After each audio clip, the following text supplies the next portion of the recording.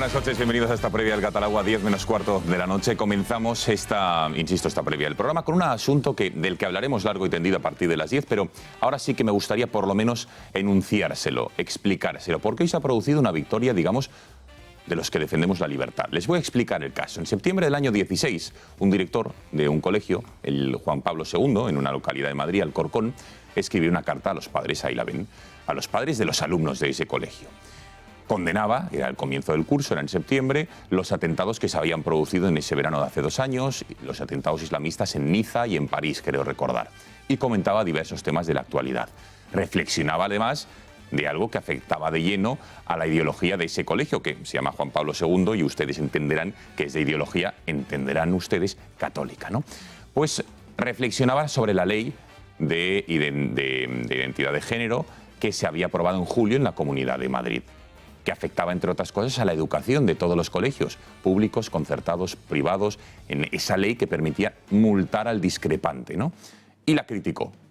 Comparaba, al final de la carta, el Islam con la ideología de género por el ataque que considera que esa religión y esta ideología, la de género, supone a las libertades que hay en nuestro país. Entre otras cosas, las libertades de los padres, de cómo educar a sus hijos, etc. Incluso parafraseaba a Juan Pablo II, para que vean ustedes que era, digamos, una crítica que de alguna manera se había preparado. Ningún padre le extrañó esa carta, por lo menos nadie lo denunció ni mostró una queja ante el colegio.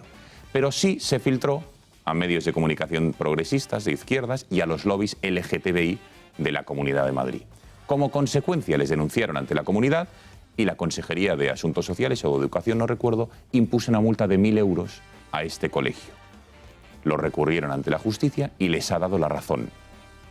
Vamos a hablar con el director del colegio de todo ello. También estará con nosotros el jurista experto en asuntos de familia, José Javier Castilla, con quien vamos a hablar de este asunto.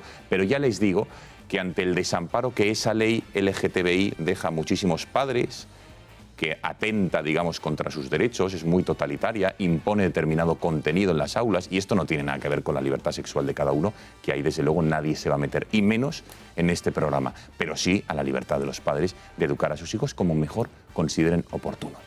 Hablaremos de todo ello y nos congratulamos de esta victoria de la libertad, que la justicia ya ha condenado a la Comunidad de Madrid, ha retirado esa multa y encima también les ha condenado en costas.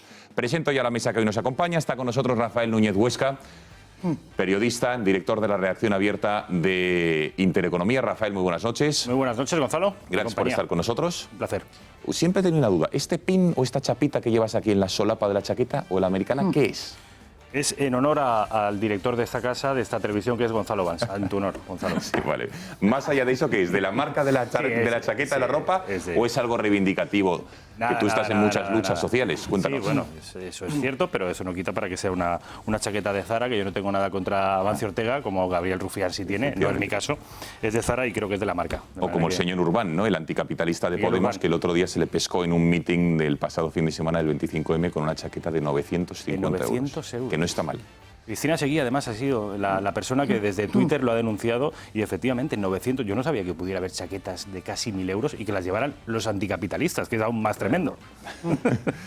Alberto Sotillos, que vuelva al gato. Alberto, buenas noches. Buenas noches, no sé, no tengo ni idea. Cuidado la vestimenta, que luego aquí desgranamos lo que lleva cada uno. Que 900 no vale, ni entero, vamos. Gracias por estar con nosotros. Jorge Campos, presidente de Actúa Baleares, muy buenas noches. Muy buenas noches, Gonzalo. Carlos Verbel, director de Confilegal, ya lo saben ustedes, el mejor portal de información, digamos, jurídica en nuestro país, periodística, evidentemente. Carlos, buenas noches. Sí, gracias, Carlos, por estar con nosotros. Hoy viene como tertuliano porque no solo hablaremos de los temas que él propiamente domina más que el resto, sino también de otros asuntos que me interesa la opinión de Carlos Verbel como analista. Así que, Carlos, gracias por estar todo el programa con nosotros. Sí. Y Asís Timmermans. Asís, buenas noches. Muy buenas noches, ¿qué tal? Gracias por estar con nosotros. Enseguida comentaremos una plataforma, ¿no, Asís, de la que formas parte y se estrena mañana? Sí, España siempre. Sí, Luego nos lo cuentas a partir de las 10. Si les parece, vamos ya con esa ronda de titulares. ¿Cuáles son efectivamente las noticias que más han destacado los miembros de esta mesa y por dónde, digamos, han decidido enfocar, interpretar esa realidad? Comenzamos por Rafael. Rafael, adelante.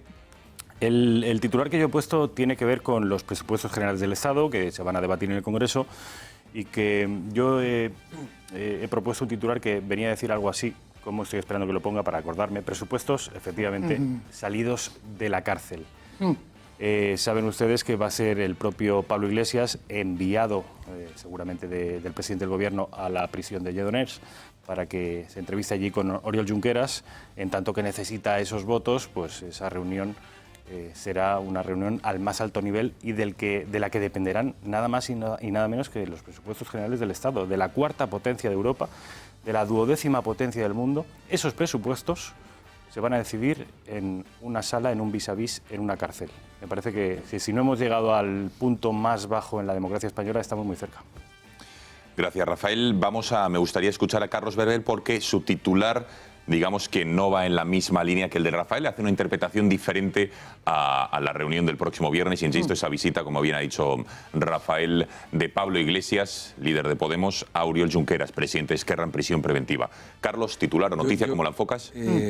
Pablo Iglesias no va a guisa de representante del Gobierno. Y lo digo ¿por qué? Porque yo estoy cansado de ver, en la democracia es un sistema de apariencias y de gestos. Y yo estoy cansado de ver en este mundo en que vivimos gente que se arroga una situación o una representación que no tiene. Y Pablo Iglesias vaya a ver a este señor. Vamos a ver, los separatistas necesitan apoyar estos presupuestos porque necesitan mantener un gobierno débil como este.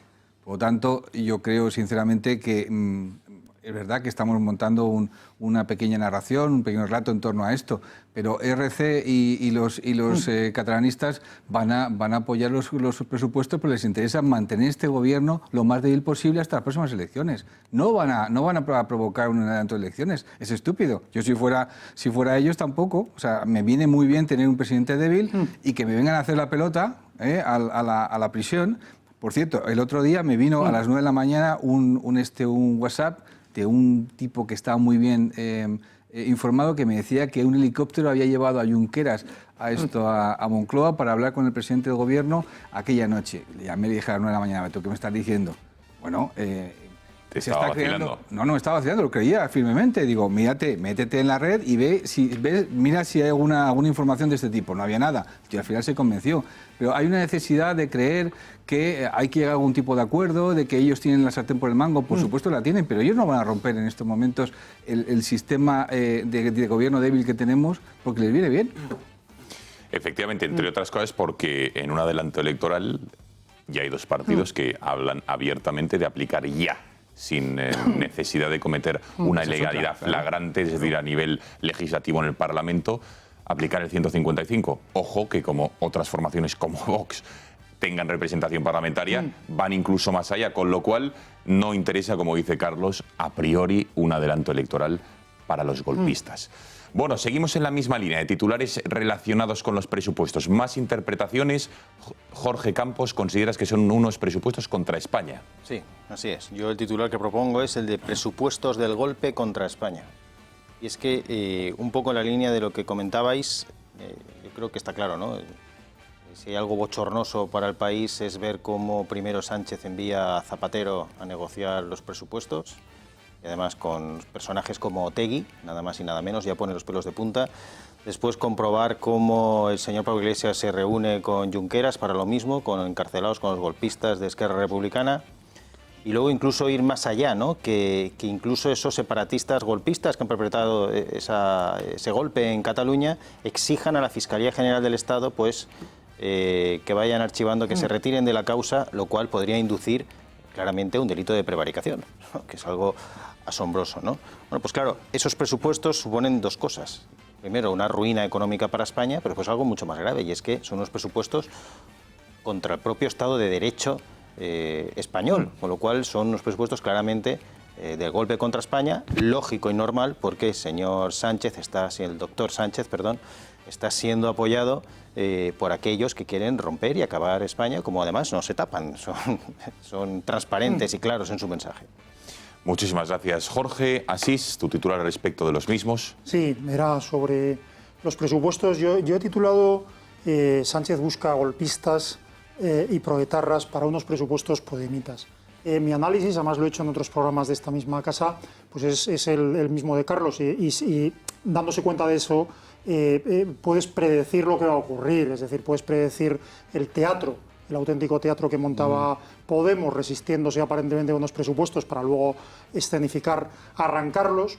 Y luego es verdad que algunos datos como el apoyo de los golpistas de la Generalidad de Cataluña y otros datos pueden depender de algunas inestabilidades internas de ellos mismos. Pero ¿cuál es la intención? Claramente, mantener un gobierno débil en la medida de lo posible y solo cuando el gobierno vaya a caer, si es que cae, escenificar su caída en función de que no atiende sus reivindicaciones. Pero el daño moral que el simple hecho de hacer depender los presupuestos generales y la gobernación del Estado de los mayores enemigos declarados por una parte de la economía de mercado y del sistema del Estado de Derecho y por otra parte de la propia España, como son los proetarras y los golpistas, es que es sencillamente inmoral. No ocurriría, no ha ocurrido en ningún sitio de Europa. No ha ocurrido, es gravísimo. ¿Los golpistas de la economía de mercado? Perdón, sí, los que quiero decir que Podemos, por supuesto, alguno decía que los presupuestos de Podemos no se daban cuenta los de Podemos que arruinaban la economía española. Claro que se dan cuenta. Los de Podemos quieren arruinar la economía española y ellos saben, porque esa es teoría leninista, que solo una economía arruinada crea una situación en la cual los comunistas toman el poder. Por cierto, que luego, ya que tenemos aquí a Berbel, le preguntaremos sobre esas presiones que está viendo la Fiscalía. Y fíjate, Carlos, que muchos medios de comunicación están diciendo, bueno, lo impúdico aquí es pedir públicamente que la Fiscalía tenga gestos o que se rebajen la petición de años o de los delitos. Lo lógico hubiera sido hacerlo por debajo de la puerta y sin que nadie se note. Aquí, claro, haciéndolo públicamente pones en un brete a la Fiscalía que a ver qué es lo que hace ahora. Interesante debate. Y nada tiene que ver con ello, pero también me parece muy interesante el titular de Alberto de un asunto que vamos a abordar también esta noche. Titular o noticia que te destacarías, Alberto. Sí, respecto a la eutanasia, yo creo que es de esos debates de fondo que son los que interesa tener, y para mí es que vivir dignamente es saber que tu muerte también lo será, que es una parte de la vida, de hecho la más importante de nosotros es que moriremos, y por lo tanto la percepción o tener la tranquilidad de que si lo necesitas vas a poder morir dignamente, sobre todo si has tenido una vida lo suficientemente digna. Es decir, ¿tú crees que a día de hoy hay gente que muere de una manera indigna, Alberto? Sí, que conlleva o se le hace de manera innecesaria mantener un sufrimiento que perfectamente podría ser evitable y además incluso deseable que no se generen esas sensaciones. Además, cuando lo ves de cerca, convives con ello, te das cuenta que ni siquiera es una cuestión política, sino una cuestión humana y que hay que facilitar en algunos casos la opción, que como todos los derechos no es obligatorio. Es decir, que hay que recordar, no es que vayan a ir matándote a la gente, sino que tú si quieres te acoges y si no, no.